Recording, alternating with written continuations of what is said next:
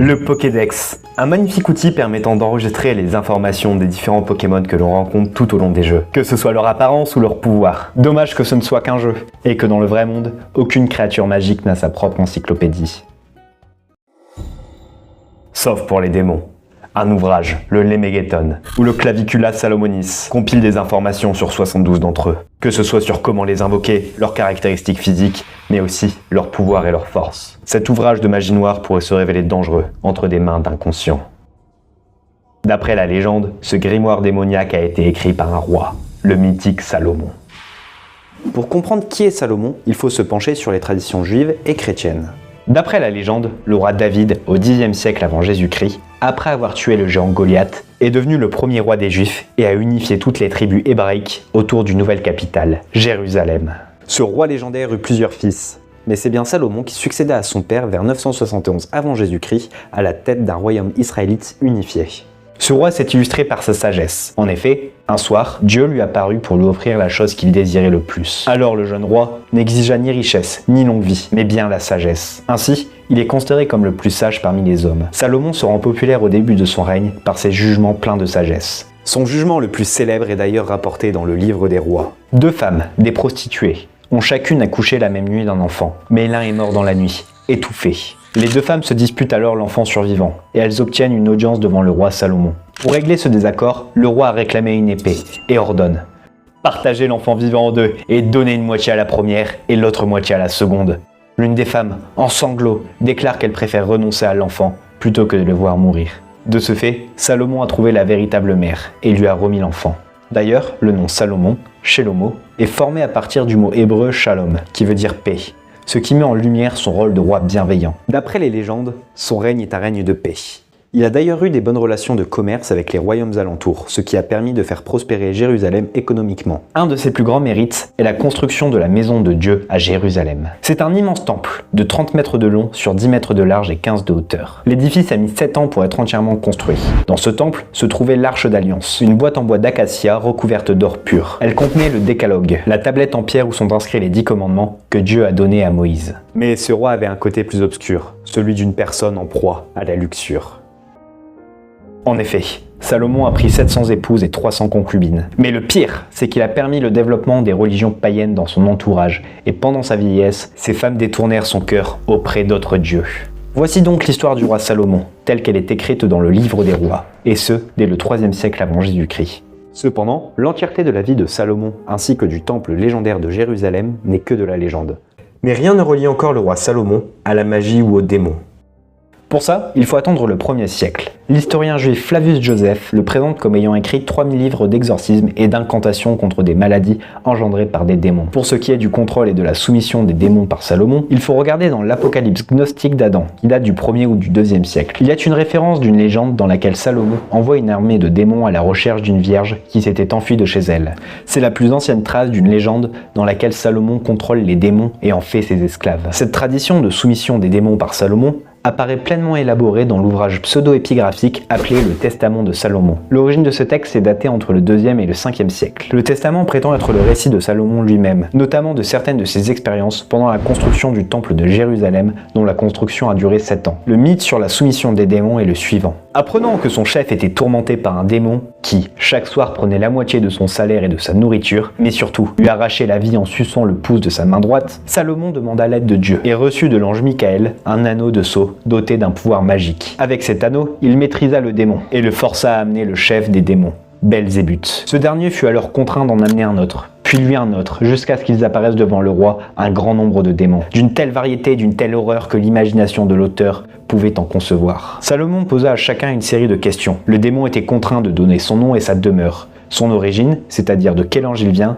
de décrire ses fonctions maléfiques et dire quel ange a pouvoir sur lui, et, dans certains cas, de dire le mot par lequel il peut être chassé. Finalement, le roi utilisa ces différents démons pour la construction de son temple, tout en rédigeant leurs capacités, les remèdes qu'ils peuvent fournir et comment les invoquer, que ce soit les pentacles à dessiner, les outils à utiliser ou encore les rituels à faire. Certains noms des démons et des anges sont familiers, d'autres sont étranges et n'apparaissent qu'ici.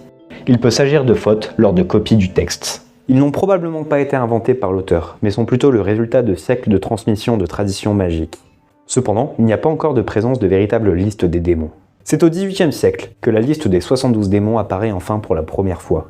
Dans l'Ars Goetia. Ce texte se veut toujours venant de Salomon lui-même et son véritable auteur est donc anonyme. En réalité, l'Ars Goetia s'inspire de grimoires antérieurs, comme la Pseudo-Monarchia Daemonum de Johann Weyer en 1563, qui liste 69 démons et leurs caractéristiques. La plupart des démons sont exactement les mêmes que dans l'Ars Goetia, mais de petites différences existent entre les descriptions, sûrement dues aux nombreuses copies de ces ouvrages. Weyer était un médecin et un occultiste.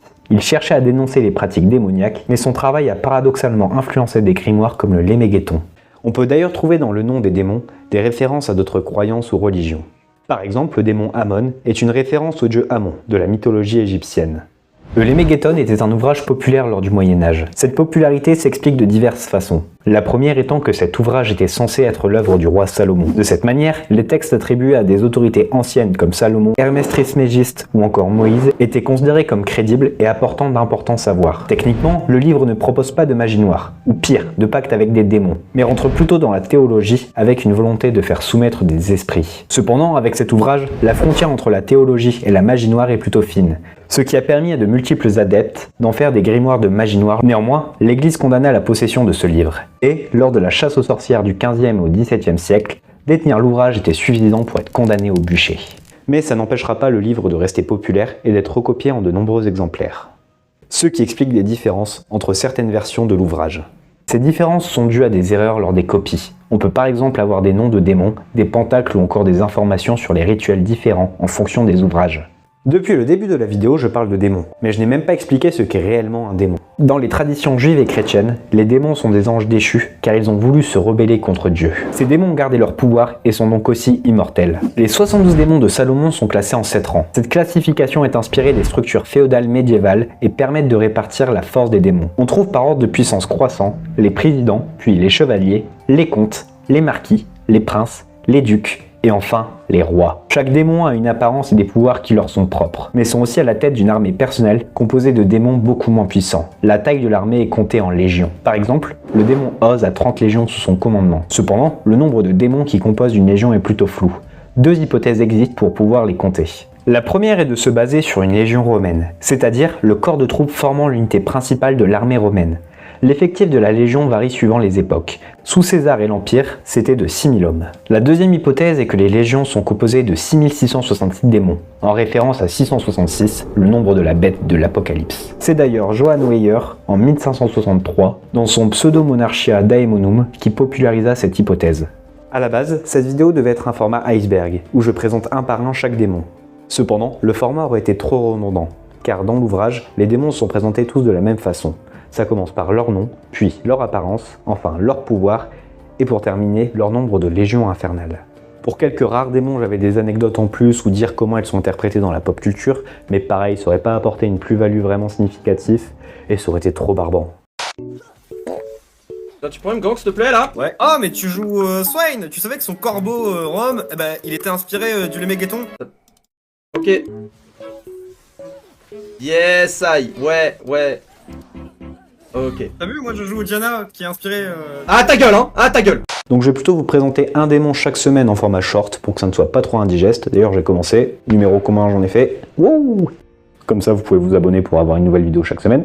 Les shorts sortiront le lundi parce que s'il y a bien un jour qui est associé au démon, c'est celui-ci. En attendant, pour conclure cette vidéo, je vais vous raconter un mythe, celui entre le roi Salomon et Asmodée, un des démons les plus puissants des enfers.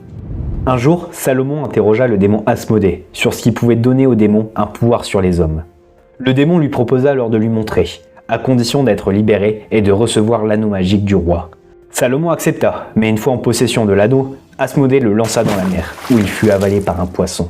Puis, le démon engloutit Salomon lui-même, déploya ses immenses ailes et projeta le roi à plus de 600 km. Selon les rabbins, cet événement fut un châtiment divin.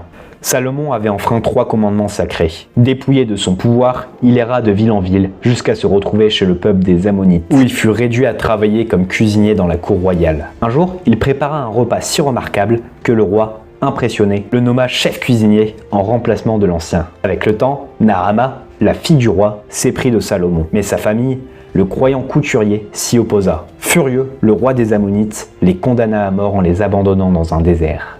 Alors que Salomon et Naama marchaient sans but, ils atteignirent une ville côtière et achetèrent un poisson. Après l'avoir ouvert, le roi déchu trouva l'anneau perdu. Dès que Salomon le récupéra, il retrouva son pouvoir, reprit son trône et chassa Asmodée.